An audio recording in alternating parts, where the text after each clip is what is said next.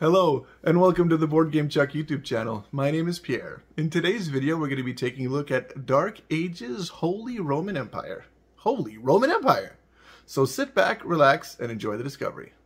Okay, so Dark Ages Holy Roman Empire. This is going to be a pretty big one here, folks. So strap in and enjoy. I was able to get this game because I won a contest.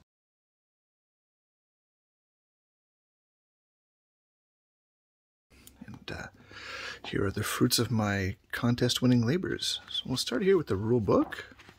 It's a pretty thick one here. So we're going up 30, 35. What do we got here? 47 whole pages here. As usual, I'll put this to the side so I can know what I'm dealing with component-wise. I'll take this off. I do like this little cover. Look, this is from Board and Dice, and look, it has Board and Dice kind of emblazoned on it with their logo there. I think that's kind of cool.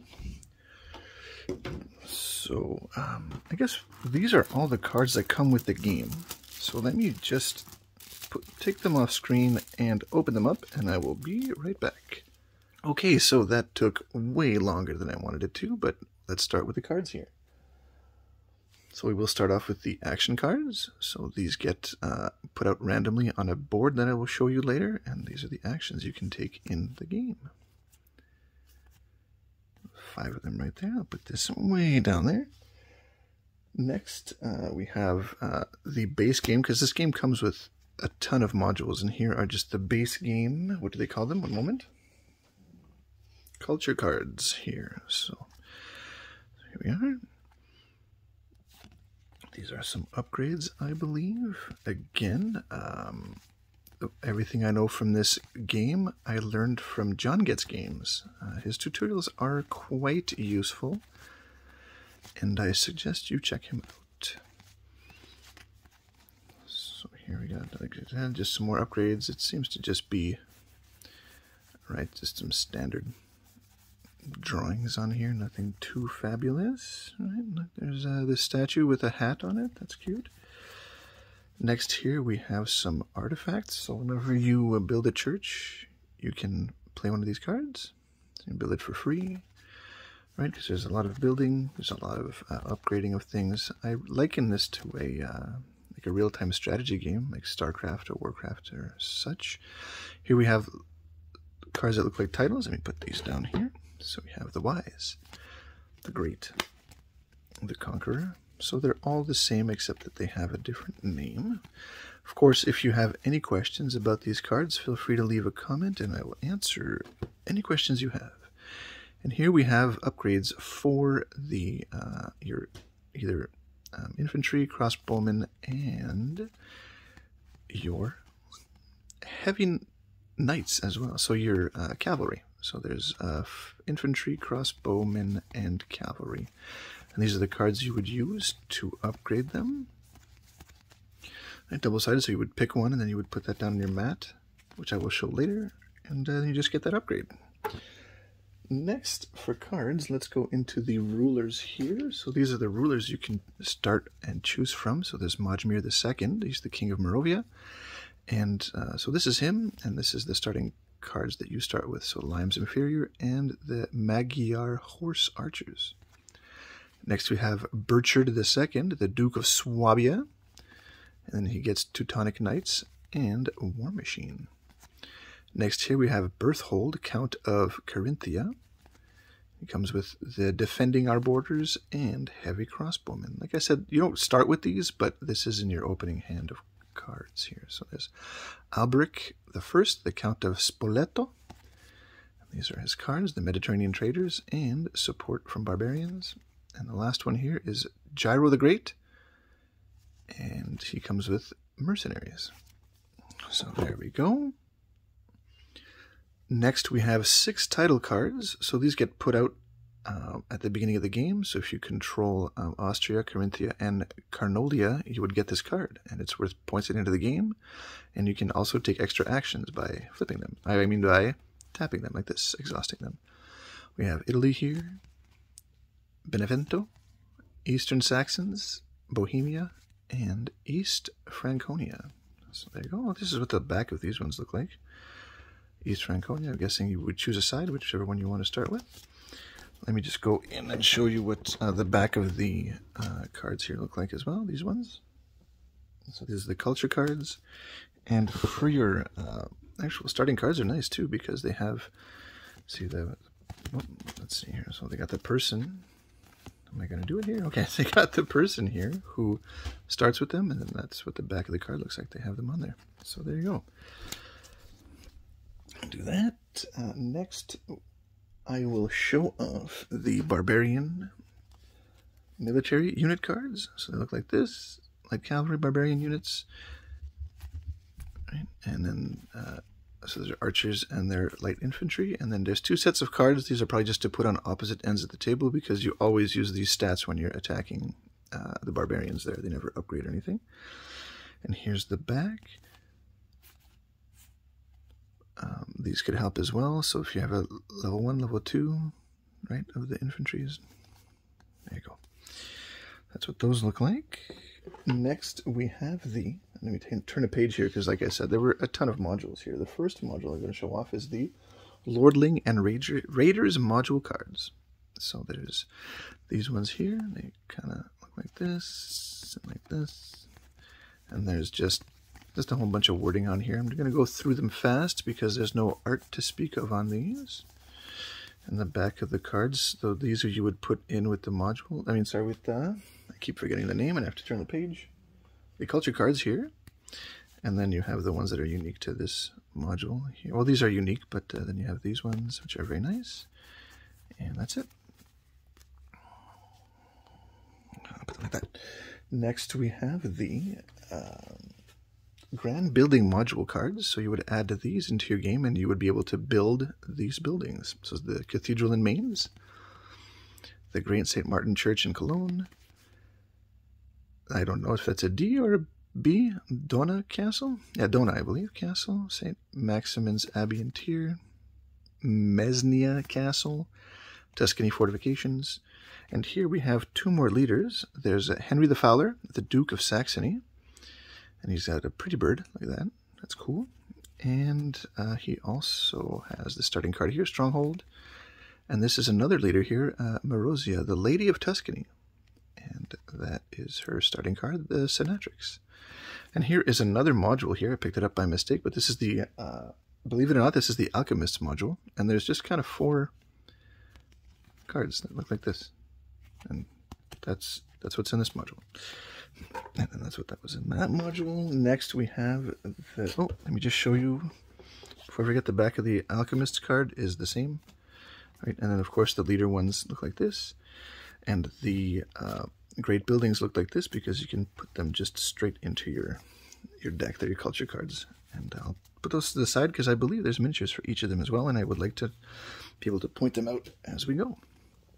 There you go. Next we have the Alliance module cards, and they look like this on the back. Very nice artwork there.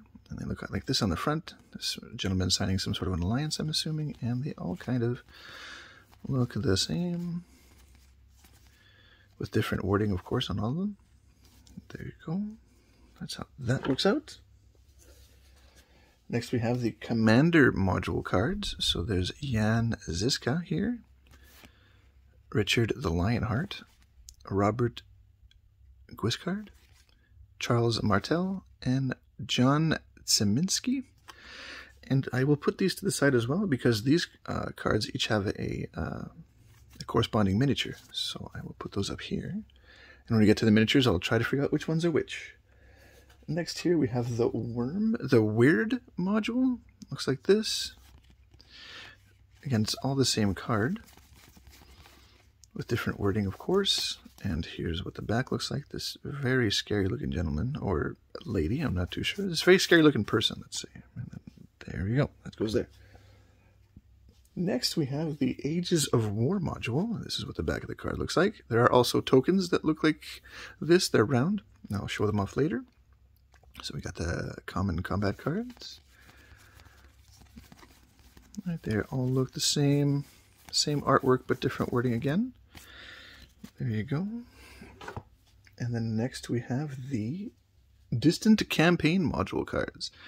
and they look like this. They have just the outline of a person here, and then the province is at the back there. And when I show off the board, I'll probably have to cut away to me filming the whole board because the board is huge.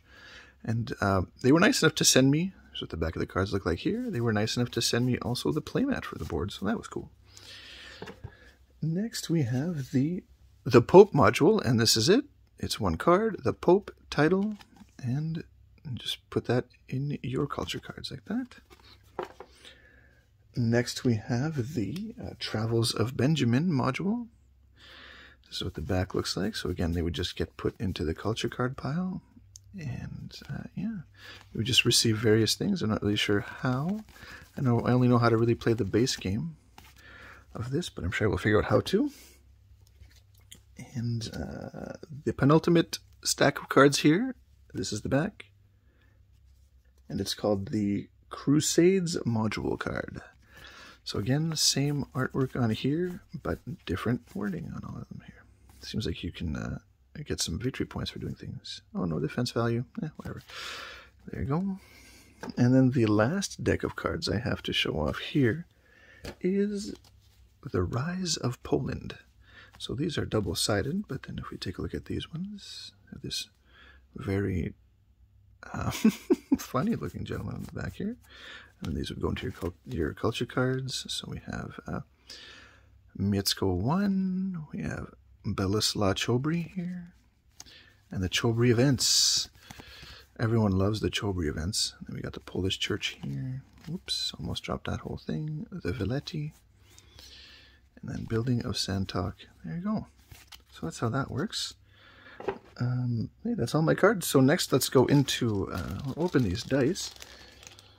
I'm not really sure if any of them are unique to anything. Let's see here. They don't really talk about the dice in the overview here, but then we have dice. And, oops, I dropped them. But if we take a look at those, so this is for crossbowmen here. This is for infantry here. And this is for the riders here. I'm not really sure whether it's a big D20, but it is a nice D20. So yeah, if you, so you can roll the whole pile at once and you know who's who with these dice here. I'm going to put them to the side here so they don't make a whole bunch of clanging noise. Here we have some discs of some description here. And let's see. So there's a large victory point token, which is probably this one for every player. And then it says that there is a small victory point token, or two small ones, so this is probably them here for every player. You can see them perfectly through the bag, so we'll just leave them in the bag there. And then here we have the 6 noble discs for every player color here. So just ordinary round discs, nothing too fancy, but that's fine. Put them to the side, save your ears again. But hey, take a look at this. We have another tier of things. And this one is just a whole bunch of plastic miniatures. So I'll take this off again. And if you take a look, the cover's all nice. Board and nice. Perfect there. And then yeah, we'll have to open... Oh, I don't know if I'll open all of them. Yeah, maybe I will. Let's do that. So these would be the infantry for every player would look like these. Alright, that's pretty nice. So I'll put that back in there. And maybe I just won't open the infantry for every player. We'll look at what the archers look like for every player, though. And this is what they look like here. Right? I mean, these are probably a little too small for me to paint at my skill level. But that's what the archers look like. This is, of course, for the brown player, but they all kind of look the same for every player. So here's the archers for purple. And here we have some miniatures for the gray. I'm not really sure what the gray ones are for, because as we saw, there's not a gray player, but here we have some footmen for gray. And here we have some footmen for yellow. And here we have some footmen for the whites. And here's some, a unit we haven't seen yet, so I'll pull it out and show it off. This is the cavalry. So this is what the cavalry is going to look like for every player. There you go. So now we have the footmen, or sorry, the infantry for brown. We have the cavalry for gray. We have the cavalry for white. We have, oh, let's just go through all the figures first. So we have the cavalry for yellow, cavalry for purple, you've guessed it, and then bowmen for purple, and bowmen for gray, bowmen for white. So now here we have some little farmhouses for every color as well. So this is I'm going to have to use both my hands here. This is a farmhouse for the brown player. So they all look the same except colors. So that's just what the farm looks like in this game. And you put those out on the board and get various bonuses. So these would be the farms for the yellow player. Let's see. So farms for the purple player here. Farms for the white player. So that's all the players. Now we have some different buildings here. These buildings correspond with the material you're going to be producing. So this one here is the... So it's a production building, and blue is associated with steel, so I'm assuming it's a forge. You can kind of tell that there's a little anvil on the top of that building. So this is called a blacksmith type of deal here for the blues. And the green ones are associated, here, just let me turn the page here. The blue ones are associated with wood, so it's going to be a lumber mill of some description. There you go. Next, the black ones here are for stone, so it's some sort of a stone quarry of some description here. Let me just see if I can zoom in a bit more. There you go, it's kind of like a round little hut. And for the red one here, we have leather, so the tannery is what this would be. And it's cool because it looks like a hunting lodge, you know, just a tent. There you go. That's what that looks like. So next for the miniatures, let's take a look at the churches here. So the churches are, of course, any player can get them. That's why they're not colored. So this is what the little churches look like. Pretty cool. Next, I will, oh, so these are the special buildings. So maybe I will take these off screen for now. And I will pause the game. I'll pause the video and I'll associate them with their cards and I'll be right back. Alright, and I mostly got this sorted out, so hopefully I get the right ones. I mean, leave a comment below if you think I got it wrong. I would not mind being corrected at all. So this is the Great St. Martin Church in Cologne. And this is it here. It's a really cool looking church. I'm sure Ken Foley would be proud of this church here. I'm just going to move this like this and put this here to the side. Next, I believe, so there's two I'm unsure of, and I guess I'll save those for the end. This is Misnia Castle here, and I believe it's this one. Kind of take a look. It's got those spires there, right. And then that looks pretty cool if you ask me. I'll put that there. Next, we have the cathedral in Mainz. This is the picture for it, and this is what it looks like there. So if you put it like that, it kind of looks similar, right? And, nice detailed miniature. I don't really have any building miniatures. I'm more of a, person miniature. So this is pretty cool to have here. And we got St. Maxim's Abbey in Trier. And the reason I was able to kind of identify this one is like those little hoop-de-hoops here on the sides there, here on this building as well. See the spikies? So that's that building there. Next, so these are the two I'm unsure of. So this one looked like a round piece, the Tuscany fortifications, and this kind of looked like it. Like if you put it like that, like this little brown on the side here is probably that building. So that's what that looks like. And the last one does not really match at all. The only kind of thing that kind of looks like it is this here. Might be this on the side, but I'm not too sure. So this is the Dona Castle here. There we go. So that's what those miniatures are. Next, these are all the same, so I'll just show them to you. This is a city. So the city looks like this. And you can have one, what are they called? Like one production building, I think they're called. Yeah, again, one production building per side. So one there, and one there.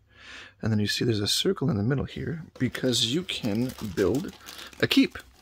And you can build a keep up to 3 levels high. So your first one costs a certain amount of resources. You put it like that in the middle, and it would look like that. And pretty imposing, if you ask me. And then you can go a second level up and make it look like that. And then if you're cheeky, you can... Oh, there's even a little stairs going up. That's detail right there. But yeah, put that there. Whoops, I just dropped it all. So you'd put the third one up, and then it would look like this. Cool. So I'll put this back in this bag, and I'll put this back in this bag. Now I have the 5 miniatures here, and like I said, there's these 5 commanders, and I will see which ones they are, and I will be right back. Perfect. These are no question to who they are, which is very nice. So you have Jan Ziska here, the first one. He's even pointing that way. And he's got his mace on the back there. And these are quite bigger than the other miniatures for each player. So that looks like that. I'll put him back in his little perch here so I don't mistake where they go. Next we have Charles Martel. And this is Charles Martel here. Defending himself with his sword. A little fur on the cape there, that's nice. A little scabbard for the sword. Looks very nice there. Put that right there. Next we have Robert Guicard. I'm just saying it French because it sounds French. It'll look like that. He's a giant among men, apparently. That's why they made his miniature so big. Take a look here. I am always a fan of shields in games, video games, anything, and I think that shield looks pretty cool as well. So that's what he looks like. I'll put that there. Next up, we have John Tsiminski. I don't know if that's an I or a 1. But there he is. And here he is with his mace and a sword. Just, you know, leave some weapons for the rest of us here, guy. It looks like that. And then the last one we have, if you'll remember, is Richard. I was going to say King Richard, the Lionheart. So I guess he's not a king yet. This is the only one that kind of doesn't look like his card. Or they took the picture and put it like a reverse filter on. Oh, so there you go. This is what he looks like. He's got, of course, the cross there. There you go. That's what he looks like. So there's even more under here, if you can believe it. We're almost at the end of the video here, because these are just like the tokens. So we have the iron tokens here. Wood is green, leather in red, and then stone in black. Here we have the gold tokens right here. And these are those tokens I was talking about, those warfare tokens. Let me just get the name right. The Age of War module tokens here. There you go. That's what the back looks like. Looks the same. Put that right there. Next here, I'm not sure what these flags are. Here we have, of course, if you get to 100, you would get those.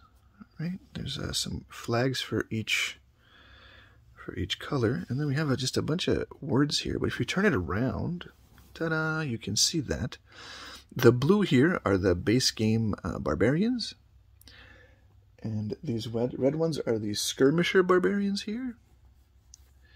And if I could find the flags, well, I guess they're just player markers, essentially, these flags. So there you go. And next we have 4, count them. 1, 2, 3, 4, like this, just player boards. That looks very nice. A reminder of your farms here, what you can build, warehouses, trophies for the barbarians that you overcome here. And then this is where you would put those light cavalry, archer, and light infantry cards. When you upgrade them, they would go there. And then the back side of the board has the cover on it. Let's see if the other three are the same. They are. I mean, that is some nice artwork, so that's cool. Put that right there for now. And then, oh, I might have to tip this over here just to get them out. Yes, I do. So the first board I will show up. I'm just going to put this here because I don't want to have to go digging again. So this board here is kind of like the action board. This is where you would put those noble circles that you have. These are where those cards go at the beginning of the game that I showed you, those little ones. They go here, you put your guys here, do the action. Right here is where the churches go. And exhausted tokens go here. At the bottom here, these is where the culture cards go. And then the stack of culture cards goes there, discard there. It is two-sided. I'm not really sure. Like there's no churches on here, so maybe there's a module with no churches. And then yeah, just a bunch of cards there. Oh no, I believe this might be... Because you can combine this game, as big as it is, you can combine it with the other Dark Ages game that came out and have just this big, huge, sprawling map. So here's the game board right here. I can try and unfold it, but like I said, it would be impossible for me to get it in the shot here. So let's go up top. I will show you what that board looks like, and we'll be right back. So here we go. Here is the big board all laid out.